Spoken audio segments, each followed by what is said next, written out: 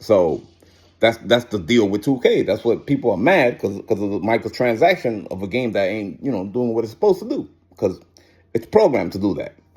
And so players pay real money to open these. It's like a rigged win or lose mechanic. In some competitive game, RNG could affect shot timing, outcomes, and even matchmaking, wins or losses. It feels streaky.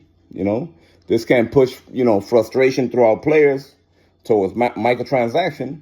Like buying VC or power ups. Games may quietly tweak RNG, to keep players' retention high. But I mean, it's not always the case, and it's not always out of malice. Some companies don't do it that way. But definitely with profit in mind, always with profit in mind,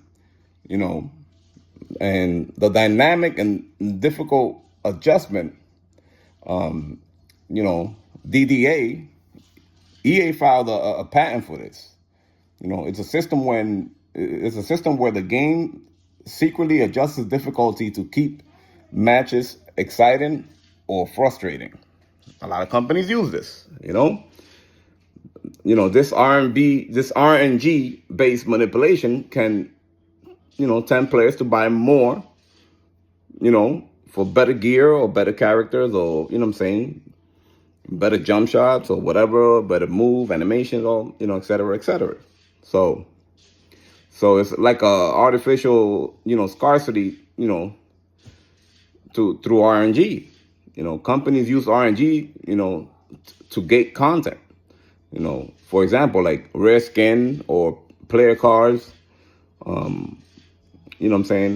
only, available through a low odds drop.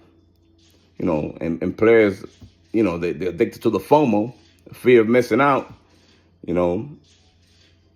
so people keep spending to see if they get lucky, Now the question is this legal or, unethical? Illegal or unethical? It's often legal, but highly controversial, especially when, not disclosed. Several governments, in Belgium and in the Netherlands, they have banned loot boxes due to, gambling concerns. Younger players are, especially vulnerable. The kids are vulnerable to that.